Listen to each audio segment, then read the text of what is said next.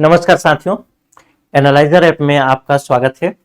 आज के इस वीडियो में हम मंडी उप निरीक्षक 2021 में जो परीक्षा हुई उसके गणित के कुछ प्रश्नों को देखेंगे और उन प्रश्नों को आप मैक्सिमम 30 सेकेंड में कर पाएंगे। मैक्सिमम 30 सेकेंड, अगर मुझे बनाना हो तो 30 सेकेंड में मैं कर सकता हूँ। थोड़ा सा, लेकिन हर चीज जो 30 सेकेंड में हो सकती है उसके पीछे पूरी कहानी होती है, पूरा अवधारणा होता है, तब जाकर के वो 30 सेकेंड में बनता है। आसानी से 30 सेकेंड में नहीं बनता है। चलो देखते। कहता है पी 6,000 रुपए में क्रय की गई वस्तु को 30% लाभ पर क्यू को बेच देता है और उस वस्तु के सजावट पर 200 रुपए खर्च कर क्यू उसे 40% लाभ पर आर को बेच देता है। आर उसे 10% हानि उठाकर एस को बेच देता है। एस को कितना भुगतान करना पड़ा, यही पूछना चाह रहे हैं। तो सबसे पहले यहां पे 4 लोग हैं। पी है एक व्यक्ति है जिसका नाम है, एक मिनट, एक व्यक्ति है जिसका नाम है पी, दूसरा व्यक्ति है जिसका नाम है क्यू, एक है आर और एक है एस। बहुत आसान है, देखने में थोड़ा लंबा लगता है। कहता है पी 6,000 रुपए की वस्तु क्रय की गई और 30% लाभ पर क्यू को बेच दिया। 6,000 का सीधा सीधा 30% लाभ यानी 130%। पी कितने का खरीदा है? पी खरीदा है 6,000 का। बेचा कितना में?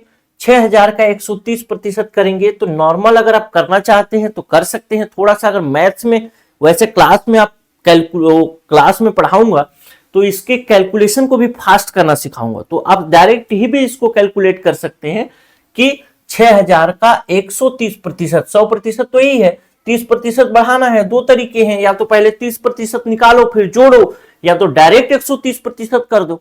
दोनों में क्या फर्क होता है? कोई फर्क नहीं होता। तो 6,000 का 130% कर देता हूं।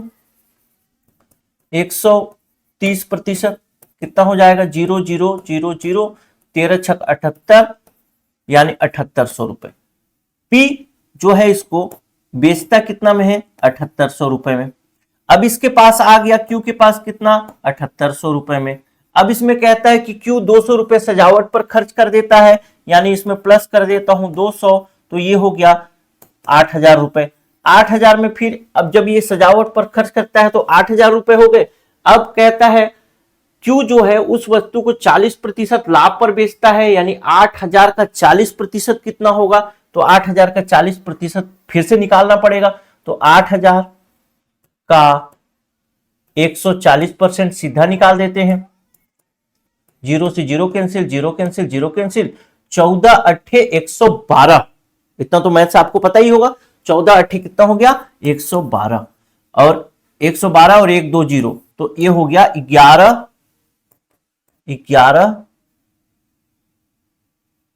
200 का। ठीक, 11 200 का इसका पड़ा, आर को मिला।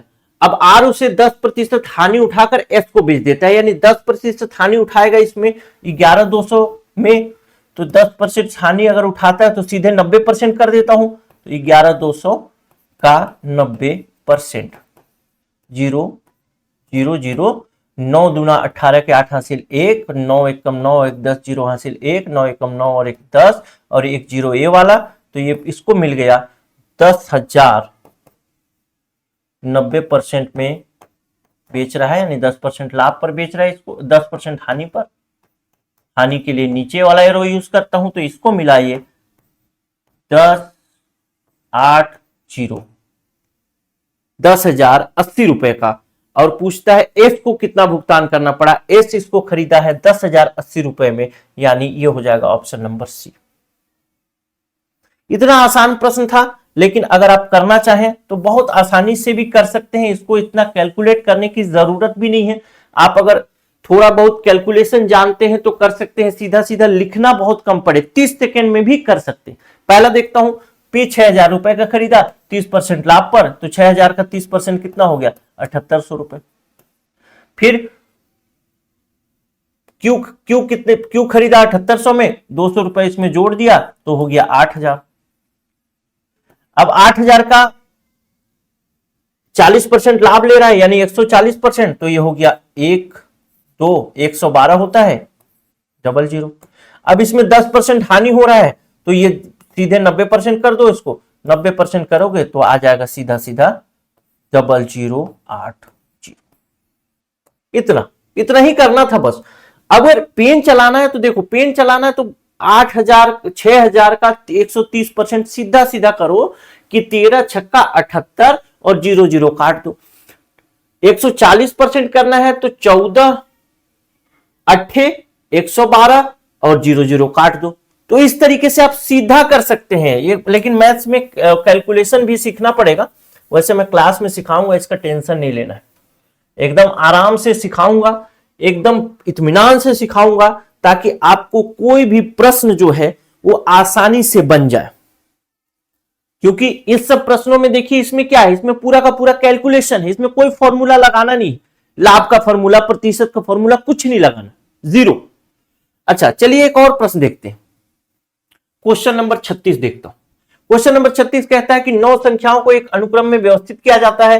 प्रथम 5 संख्याओं का औसत 15 है तथा अंतिम 5 संख्याओं का औसत 16 है। यदि प्रारंभ से 5वीं संख्या 20 है तो 9 संख्याओं का औसत बताना है। मैं सीधा सीधा कैलकुलेट करता हूं, 15 5 का हो गया, 5 का 15 हो गया, यानी शुरू का 5 संख्या जो हो गया, टोटल संख्या का योग शुरू का 75 हो जाएगा, और तथा अंतिम 5 संख्या का योग 16 है, तो अंतिम 5 संख्या का योग 16 है, तो 16 5 80 हो जाएगा। टोटल कितना हो गया, यानी ये हो गया 1 5 5, टोटल योग हो गया 155। लेकिन ध्यान रखने वाली बात है, टोटल 9वीं संख्या है, इधर से चला तो 5वां संख्या काउंट हुआ है, उधर से चले तो 5वां संख्या काउंट हुआ है, यानी 5वां संख्या जो है वो 2 बार काउंट हुआ है। और 5वां संख्या का वैल्यू भी बताया है कि यह है 20, तो 2 बार काउंट हुआ है, तो एक बार मैं घटा देता हूं, तो 20 घटा दिया, बचा कितना 135 135। अब कहते हैं सभी 9 संख्याओं का औसत, तो सभी 9 संख्या का औसत योग कितना है 135। 135 को 9 से डिवाइड कर दूंगा, बच जाएगा 9 1 कम 9, 9 5 45, 15 आंसर आ जाएगा। नहीं समझ में आया, ऑप्शन ए हो जाएगा। नहीं समझ में आया, थोड़ा सा फिर से देखते, थोड़ा कैलकुलेशन को और आसान करता हूं, मतलब आपके लिए थोड़ा सा आसान बना देता हूं, अगर आप इसको नहीं सीखे हैं तो। रैंकिंग में पढ़ाता हूं इसको, कि औसत में पढ़ाता हूं, प्रथम आखिरी बॉल बल्लेबाज ये सब क्लास में मैं इसको कंटिन्यू कराता हूं। कहता है कि 9 संख्या है, मान लो एक लाइन खींचता हूं आपके लिए, 1 2 3 4 5 6 7 8 और ये 9वां। कहता है प्रथम 5 जो है यहां से लेकर के यहां तक, ये प्रथम 5 का औसत कितना है 15 है, यानी पूरी संख्या कितनी हो जाएगी, 5 संख्याओं का योग कितना हो जाएगा, 15 गुणे 5 कर दूंगा तो 75 हो जाएगा, यानी प्रथम 5 का योग कितना है 75 है। फिर कहता है कि अंतिम 5 यानी 1 2 3 4 5, यानी ये संख्या भी इसमें शामिल हो गई, तो इसका औसत कितना है, तो ये है 16, तो 16 5 संख्या है, तो टोटल कितना हो जाएगा 80 हो जाएगा, हो गया। अब देखिए इधर से गया तो ये 5वां संख्या काउंट हुआ, इधर से गया तो भी ये 5वां संख्या काउंट हुआ, यानी अगर 5वां संख्या का कुछ भी वैल्यू होगा, वैसे तो बता दिया है 20 है, तो ये 20 वैल्यू जो है ये 20 वैल्यू जो है इसमें भी शामिल है और ये 20 वैल्यू इसमें भी शामिल है, तो हम एक 20 को घटा देंगे, अगर एक वैल्यू को घटा देंगे तो पूरे में शामिल, मतलब पूरा ठीक हो जाएगा। तो एक को घटाने के लिए क्या करूं, इसमें से घटा देता हूं, तो इसमें से घटाऊंगा तो मैं इसको यहां से हटा के इसके 4 का औसत ले लूंगा, तो कितना हो जाएगा 4 का हो जाएगा 60, क्योंकि इसमें से 20 घटा दिया मैं, तो अब ये हो गया 75 और 60 जोड़ेंगे 135, और 135 को 9 से डिवाइड करेंगे तो 15 आंसर, एकदम आसान सेकेंड में। लेकिन ये जो क्रम बताया, ये क्रम आपको पता होना चाहिए, तब बनेगा उत्तर सेकेंड में। मैंने कहा कि कोई भी जो आप देखते हैं कि 1 मिनट में बना दे रहा है, 30 सेकेंड में बना दे रहे हैं, वो 1 मिनट और 30 सेकेंड नहीं होता, पूरा का पूरा कंसेप्ट होता है उसके पीछे। चलिए अगला प्रश्न देखते हैं, और एक चलिए एक प्रश्न और देख लेते हैं, कहां गया, इस प्रश्न को देखते हैं।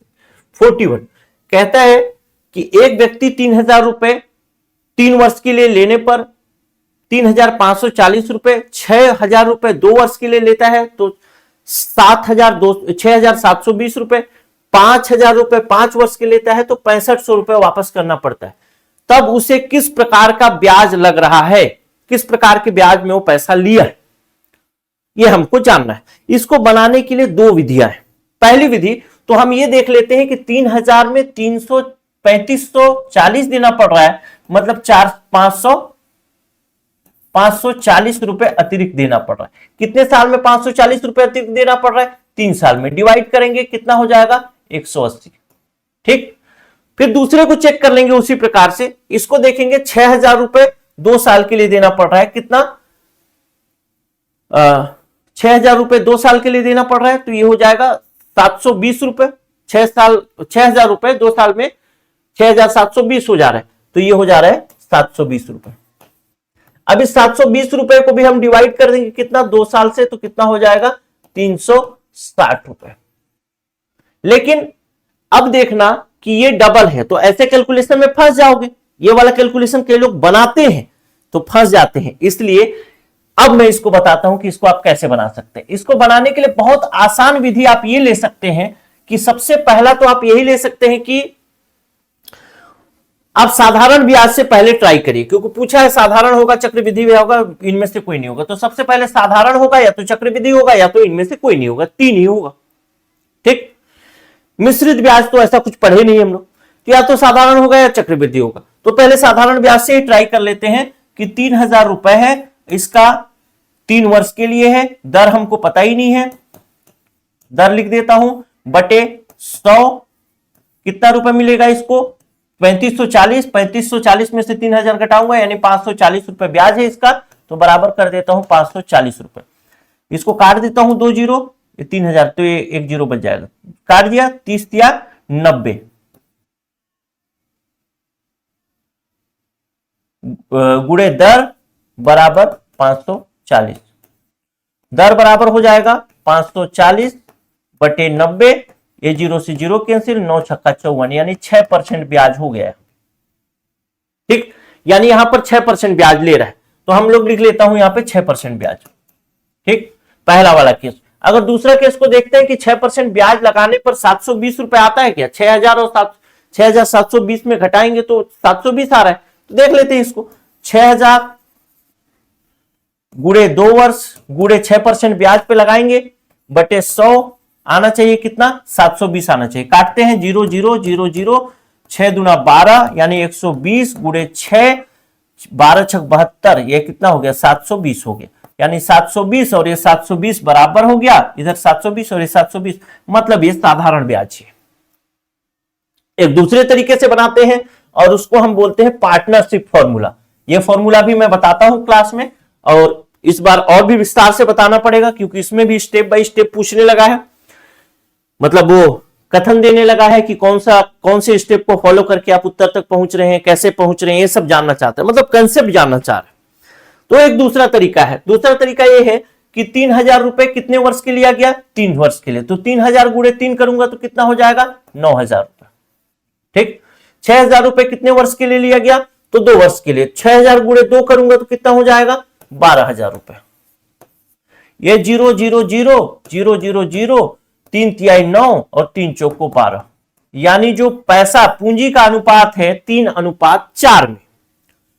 अगर ब्याज को मैं 3 से डिवाइड कर देता हूं तो कितना आ जाएगा? 180 आ जाएगा। इसके ब्याज यानी 720 को 4 से डिवाइड कर रहा हूं तो कितना आ जाएगा? 180 आ जाएगा, यानी है साधारण ब्याज। सेम है, इस तरीके से भी बना सकते हैं आप चाहें तो, लेकिन यह तरीका थोड़ा सा रिस्की होता है। तो जो पहले तरीका बताया वो तरीका ज्यादा सही है, क्योंकि उसमें प्रश्न के गलत होने के चांसेस नहीं होते, और जब भी ऐसे प्रश्न पूछता है तो वो प्रश्न हमेशा आसानी से कटने वाले ही होंगे, तभी वो ऐसा प्रश्न पूछेगा। ठीक है, तो ये रहा मेरा, ये मैं आपको बना करके दिखाया। आपको अच्छा लगा होगा तो नीचे कमेंट करिएगा अच्छा लगा करके, और मैं आपको थोड़ा सा कोर्स के बारे में भी बता देता हूं, क्योंकि कई बच्चे एक अच्छा कोर्स लेना चाहते हैं लेकिन उनको उपलब्ध नहीं हो पाता। मतलब फॉर्मूला से हट करके, मैथ्स की बात कर रहा हूं, खासकर हिंदी की बात कर रहा हूं। हिंदी में ऐसे ऐसे अवधारणाएं हैं कि आपको संधि बनाना है, स्वर संधि, तो आपको उसको रटना नहीं है कि पहले अ आएगा कि पहले आ आएगा, पहले ई आएगा कि पहले उ आएगा। वो सारा कंसेप्ट पर डिपेंड है। समास पूरा कंसेप्ट पर डिपेंड है, लेकिन समास के लिए रटते हैं उसके उदाहरण को। तो रटना तो बहुत सारे दूसरे डेटा वगैरह को रटिए, जो चीज कंसेप्ट से बन जा रहा है उसको क्यों रटना। तो बच्चे कंसेप्ट बेस्ड प्रश्न पसंद करने लगे हैं, तो या फिर पसंद नहीं करेंगे तो भी उनको तो कोई ऑप्शन ही नहीं है, क्योंकि व्यापम अब कंसेप्ट बेस्ड पूछने लगा है। बिना कंसेप्ट के बनेगा ही नहीं प्रश्न, मतलब बन जाएगा लेकिन उतना बनेगा कि फेल होने लायक हो, पास होने लायक नहीं बन रहा है, क्योंकि अब लगभग 40-50% वो कंसेप्ट बेस पे आ गया। तो ये हमारी क्लास जो होगी नए पैटर्न पर आधारित होगी, जो प्रश्न व्यापम पूछ रहा है। तो हम इसमें थ्योरी करेंगे, माइंड मैप करेंगे, एमसीक्यू करेंगे, पीवाईक्यू करेंगे, सारी चीजें करेंगे। थ्योरी कैसे? अवधारणा बेस, ताकि आपको कोई भी प्रश्न देखते ही समझ आए। ठीक, एग्जाम में प्रश्न थोड़ा सा समझ नहीं आता तो प्रश्न नहीं बन पाता, तो वो अवधारणा रहेगा, उसके पीछे की कहानी रहेगी। जैसे मैथ्स की बात कर रहा हूं तो मैथ्स के फॉर्मूला की कहानी रहेगी, तो आपको आसानी से रहेगा, रटना नहीं पड़ेगा कि मूलधन गुणे दर गुणे समय बटा 100, ये रटना नहीं है, ये एकदम आसान है। ठीक, माइंड मैप करेंगे ताकि हम बाद में रिवीजन में हमको समस्या ना हो कि हम जैसे 2 घंटे की क्लास है तो 2 घंटे की क्लास को हम 7 मिनट 8 मिनट में एक रिवीजन माइंड मैप के थ्रू करेंगे, तो आपके लिए बहुत अच्छा हो जाएगा। क्लास रिवाइज करना है तो बस माइंड मैप देखो और एग्जाम देने जाओ। फिर एमसीक्यू इसलिए कर रहे हैं क्योंकि अब नया पैटर्न आ रहा है, तो नया पैटर्न पर आधारित प्रश्न अगर आप किए रहेंगे तो वहां जाकर के हड़बड़ाएंगे नहीं। तो नए पैटर्न पर आधारित एमसीक्यू भी इसमें शामिल होगा इसी वीडियो कोर्स में, कंप्लीट कोर्स में। फिर पीवाईक्यू, पीवाईक्यू को कई बार बोल चुका हूं कि प्रीवियस ईयर क्वेश्चन जो है उसको आप जरूर करिए, 15 नंबर तक गेन कर सकते हैं आप, 15 नंबर, 15 प्रश्न अधिक कर सकते हैं इस पीवाईक्यू के भरोसे, बस प्रीवियस ईयर क्वेश्चन के भरोसे। तो ये सारी चीजें हम इस कोर्स में शामिल किए हुए हैं। ठीक, तो इन सब चीजों को शामिल करने के कारण इस कोर्स में मेहनत ज्यादा होगा, एफर्ट ज्यादा लगेगा, संसाधन ज्यादा लगेंगे, तो फीस भी और जगहों से थोड़ा सा ज्यादा है, जो कि 7,000 प्लस जीएसटी है, यानी 8,260 रुपए में। पहले एक बैच आया था, जो बैच फुल हो चुका है, उसमें ऑफर खत्म हो चुका है। एक नया बैच आया है जिसमें 7 से 8 लोगों के लिए ऑफर बचा होगा मेरे ख्याल से। तो आप चाहें तो इस फीस में यानी 4,000 प्लस जीएसटी 4,720 रुपए में ज्वाइन कर सकते हैं। उसके बाद फिर आपको इस फीस में ज्वाइन करना पड़ेगा, यानी 5,900 रुपए में, अगर उसी बैच में लेना चाहते हैं। ठीक, अगर ज्वाइन करना चाहते हैं तो इस नंबर पे व्हाट्सएप में मैसेज कर सकते हैं। देखो दोस्तों, मंडी उप निरीक्षक की तैयारी अगर आप कर रहे हैं तो मेहनत से करिए, ऐसा करिए कि हां लगे कि इस बार बस निकाल लेना है। एग्जाम हो जाने के बाद अपने आप को कोसने वाला मत रखिए कि मैं काश वो चीज पढ़ लिया होता, काश वो कंसेप्ट बिल्डअप कर लिया होता, वो सब मत रखिए। ऐसा पढ़िए कि ये अंतिम एग्जाम। मैं जानता हूं कि ऑनलाइन मार्केट में कोर्सेस आपको 999 रुपए, 499 रुपए, 1,500 रुपए, 2,000 रुपए, उससे महंगा नहीं है कोर्स। लेकिन फीस यहां पे किस चीज का है? इस चीज का है, अवधारणा का है, माइंड मैप का है, एमसीक्यू का है, क्योंकि हमको भी तो उसमें काम करना पड़ेगा, हमारे लिए भी तो नया है। तो इस सब में समय लगता है, और जितना ज्यादा समय उतना ज्यादा संसाधन लगेगा हमको, और उतना ही ज्यादा पैसों की रिक्वायरमेंट हमें होगी। तो इस आधार पे फीस को हमने कम ही रखने का प्रयास किया है। अगर आप इच्छुक हैं कि हाँ इस बार निकालना ही है तो पूरी तैयारी में लगिए। नमस्कार।